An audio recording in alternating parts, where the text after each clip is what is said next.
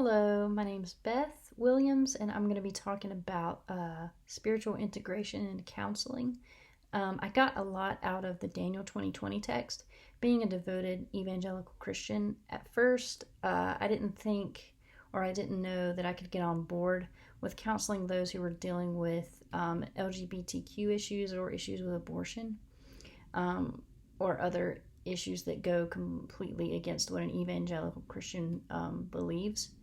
But reading Daniel 2020 has helped me understand that many times Jesus simply met with people where they were at and didn't force himself upon them.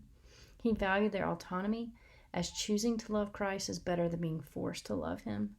Meeting clients where they are and loving them through the hurt is better than forcing religion upon them.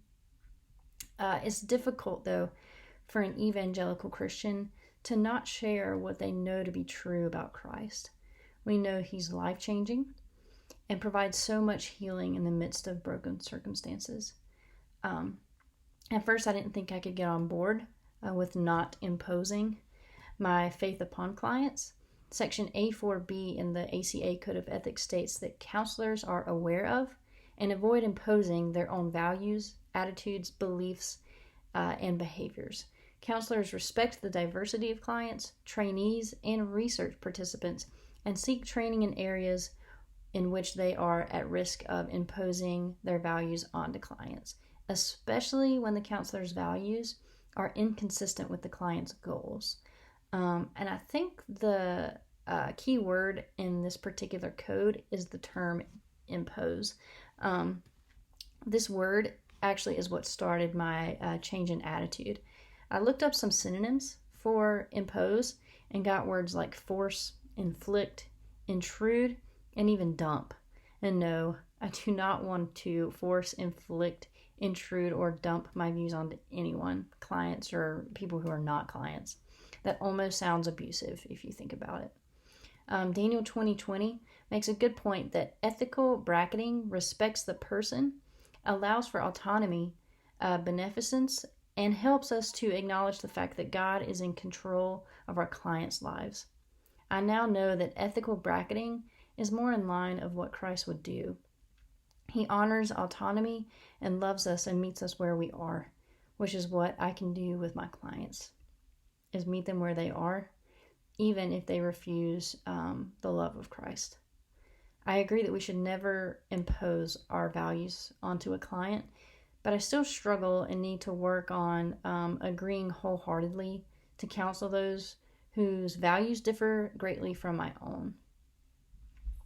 When I began in the program and realized it was expected of me to become a competent counselor within various different cultures and various different values, morals, and beliefs, I knew that that would include individuals I disagree with, like I mentioned before, issues with abortion, issues with LGBTQ, also issues within marriages like abuse or adultery, things of that nature.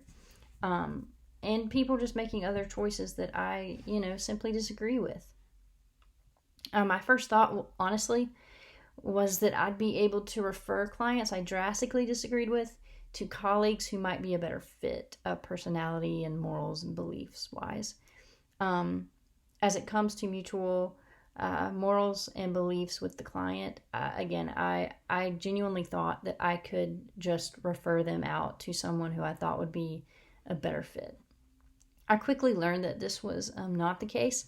The research study of Lloyd, Hazlitt, Hobbs, and Honderich 2016 remind us of multiple court cases in which it was decided that counseling students cannot use differing values, even based on religion, as a reason to refer a client elsewhere or to another colleague.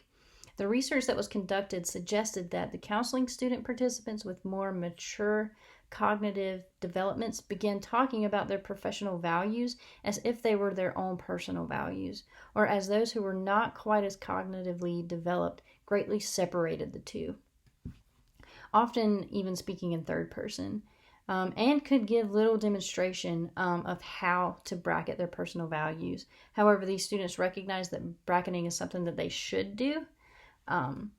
They couldn't necessarily say how to do it.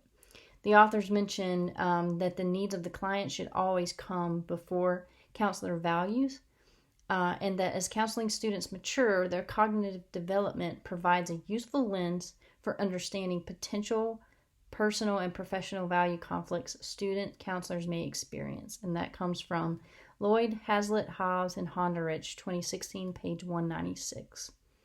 Having conflicting views with a client is not an excuse to refer clients to another counselor.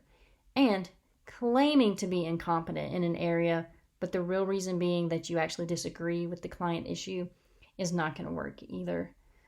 Section A11B in the ACA Code of Ethics states that counselors refrain from referring prospective and current clients based solely on the counselor's personally held values, attitudes, beliefs, and behaviors.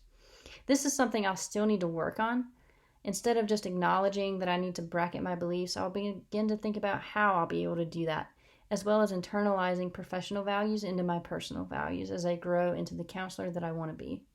I'll continue to consult with colleagues and church leaders who can help me counsel these individuals appropriately the way Jesus would, without imposing my beliefs on them and without considering referring them to another counselor.